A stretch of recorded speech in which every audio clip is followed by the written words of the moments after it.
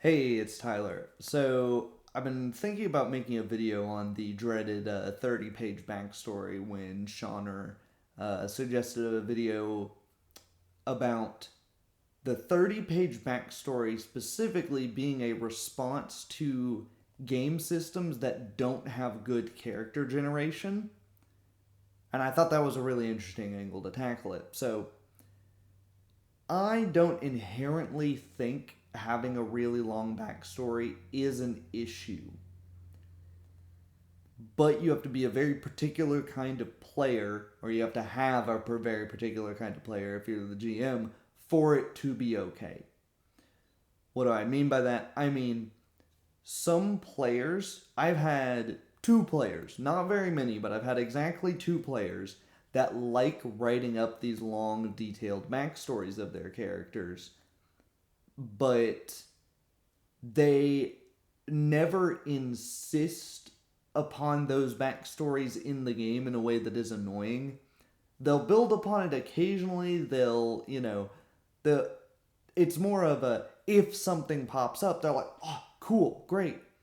Um, they never implore me to pull upon a particular thing with that backstory.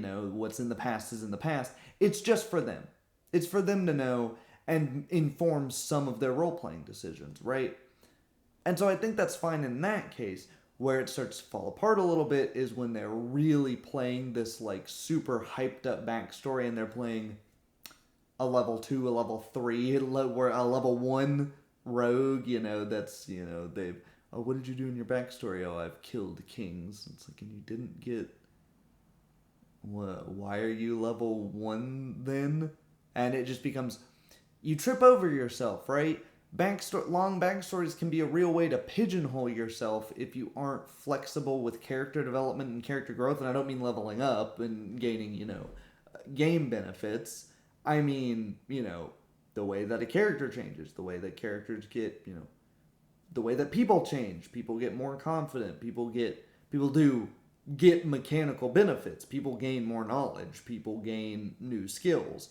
But particularly the way that people gain emotional growth, the way that people are changed by new experiences, the way, I that's the struggle with long backstories is that a lot of people can't develop their characters past they box themselves in by having this long backstory. Whereas most people, make most role players, I would say, write no more than a paragraph. Now I could write you a paragraph that's pages long, but you know what I mean. 4 to 5 sentences. Now I could write you a sentence that's a page long, but you know what I mean. 4 to 5 lines of text, single space, 12-point font, Times New Roman. Um, but and then that is how you push your character going forward. Those and the skills that you have, yeah, they absolutely tell you these are things that you're. Why does your character have 5 ranks in swim? Well, either he had to swim a lot because of where he was, because of the job he did, because he was taught by a very good swimmer. There you go. You pick one of those on the fly. Some other characters like, where did you learn to swim? Where did you get so good? We're in a landlocked country. Now you have a reason to think of why can this character swim? You didn't have to write it in the backstory, as long as you can come up with it on the fly. And some of the people that like longer backstories, I would say, not necessarily because the system doesn't give you good character generation, but because they're not as good at coming up with those sorts of reasonings on the fly, and they like already knowing. They like already knowing why their character has this, that, or the other rank. Um, and writing it down helps them remember. There have been a million studies about that. Of like, for a lot of us, I think we can just think while we're putting 3 points into that skill or whatever. We can go, oh yeah, that's why we have that skill, and we don't need to write it down. But some people, they like writing down, oh yeah, from a young age he was taught to swim by his swimming instructor, and the death of the swimming instructor. But again, that sort of goes into the skills that you pick at character creation. That's character generation, developing a backstory, even if you are writing it down. and, embellishing it. So yeah, I would say that rules light systems can have this issue. I just played um, Behind the Walls, Between the Walls. The Backrooms one shot session with Abraham. BTW. I don't remember what the exact name of it is. It's one of those two.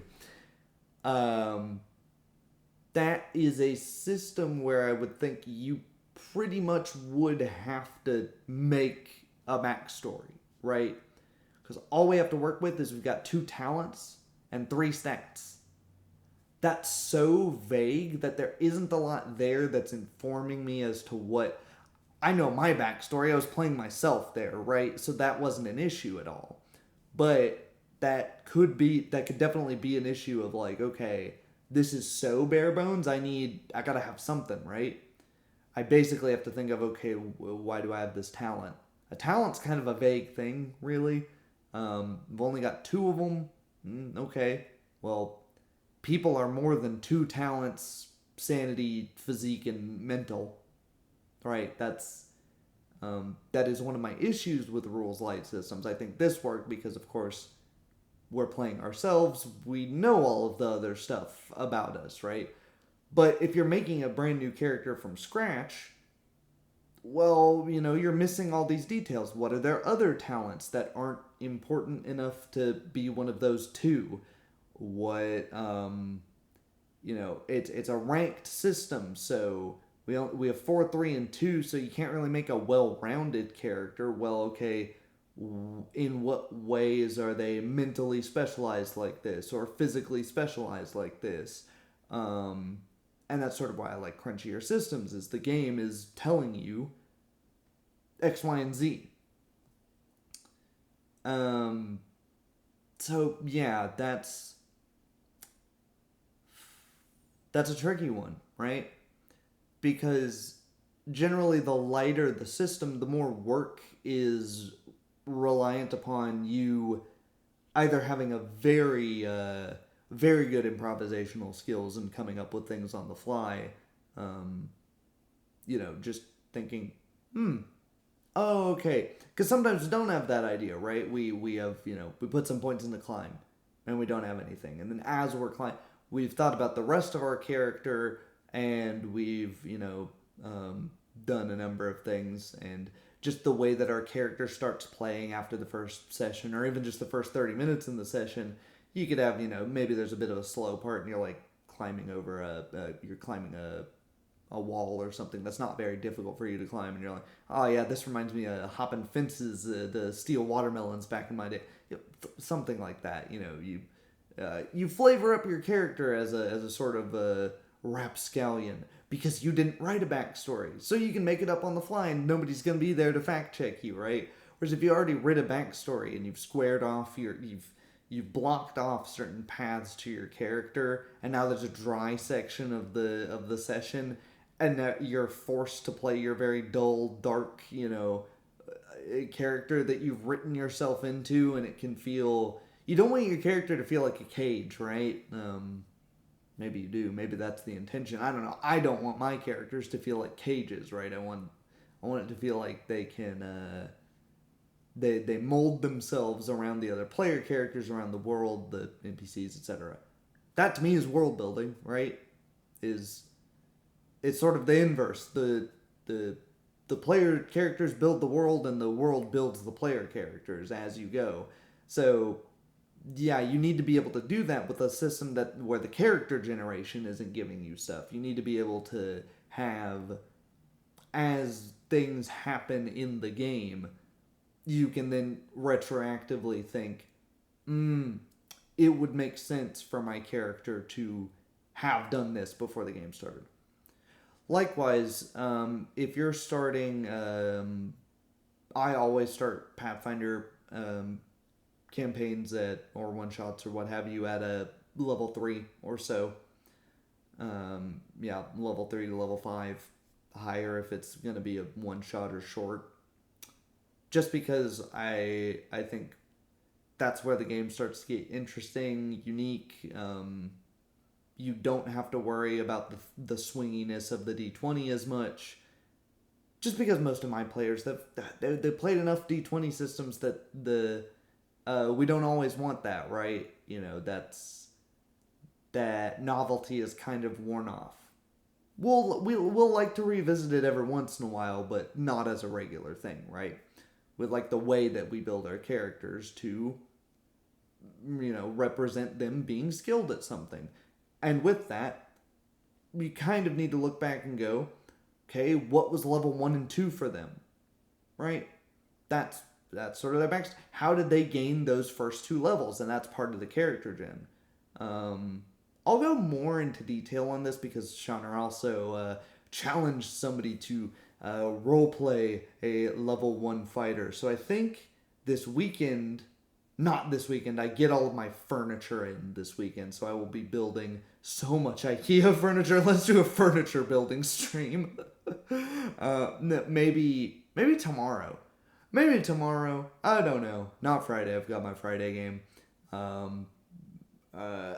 Sometime soon, I will do a live stream where I build a level 1 fighter in Pathfinder and go through character because I've wanted to just do a let's build a character in Pathfinder stream for a little while. So yeah, that should be fun. We'll go into more of that. So yeah, let me know your thoughts. Character generation and backstories. Do you guys like writing really big backstories? As a GM, do you just dread the day that a player sends you their character sheet and then doubles their character sheet with walls of text? Yeah, what are your thoughts on this? I thought it was an interesting revision of that pretty basic topic. So yeah, love to hear your thoughts. See ya.